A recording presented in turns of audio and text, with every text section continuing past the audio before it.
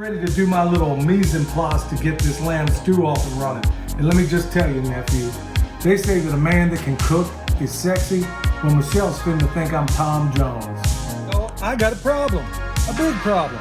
And it's really a good problem to have when you get down to it. As you can see, there's a whole lot of meat in this freezer. But I gotta make room because I need to put more animals in it.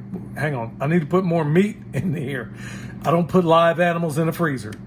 How can I stack a few functions? Because that's really what we do in permaculture. I got a pork butt, okay? This is a guinea hog pork butt. Forget the handwriting. I know it's jacked up there. In fact, hey, if this YouTube thing don't work out, I'll start doing ransom notes. Anyway, I got pork belly, pork butt. I am not gonna do anything with this other than make pulled pork out of it. Here, I got a guinea hog, ham, and a hock, all connected. There's a reason why when I show people how to process animals, very seldom do I get down into showing you cuts. Because when you get down to the primal cuts, which are the larger cuts, and then you can break them down to subprimals or regular cuts, the reason I keep it that way is because I never know what I'm gonna wanna do with it. But you got these other things in here like hocks. I got hocks all over this thing. And yeah, you have limited things that you may wanna do with it, but I'm gonna show you what I do because like I said, this is one, and there's a whole bank of other freezers around me, and they're equally as full. So I gotta make room, and guess what else I need to do? I need to put things back because this is 24, and it's gonna get real this year. So I'm showing you how we prepare for such things. This is a leg of lamb. This here came off of a pretty big ram, both of these did, and they would essentially connect together like that. I create 10 times more options for myself when I freeze them as whole parts. Instead of taking this thing and then just cutting it up in chunks and putting it in a freeze dryer, why not just make the whole meal? So from now on, when I run that freeze dryer, it's never, I mean, there's gonna be cases where it's just one item, but I'm putting entire meals out there. I'm just gonna clear the meat off this bone, and while I'm doing that, kind of coming up with a plan of what's gonna happen next.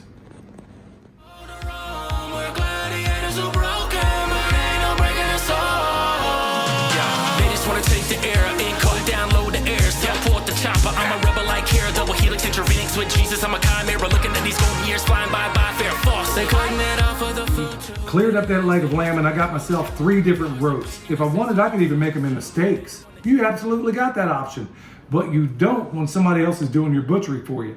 So where am I at? Basically cleared all that meat off the shanks, put it back here. And it needs to be worked over a little bit more. Well, like I said, I got 3 different roasts right here. Could take each one of these roasts, make a 2-person meal, make steaks, or do what I'm about to do. I want to basically turn all of this into a stew. It's cold outside and it's time to get it on. So I'm basically going to take these roasts and I'm going to break them down even further into stew meat. I wanted to cut up this bottom round and show you, look, here's another option. You can make steaks out of this sucker, okay? I mean, for me, I'd call them a cutlet. I'd probably sit down and maybe eat 2 or 3 of these in one sitting. But still, these are decent steaks, and you can do exactly the same thing when you're dealing with, let's say, a deer. I do exactly the same thing. You can turn those into steaks. But, like I said, these guys are going all the way to stew meat. All right, the meat is hopping and popping, and I'm telling you what, that stuff is like fork tender, just getting through it with a knife.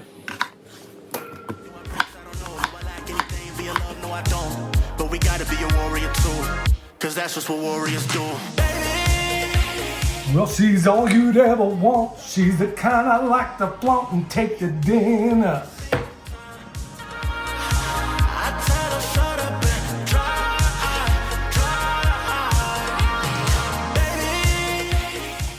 Time to deglaze with some wine straight from Paris, Texas. Now that's an awful lot of food for just 2 people.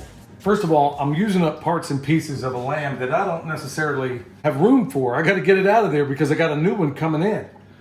But I need this stuff super thick because I'm gonna freeze dry part of it.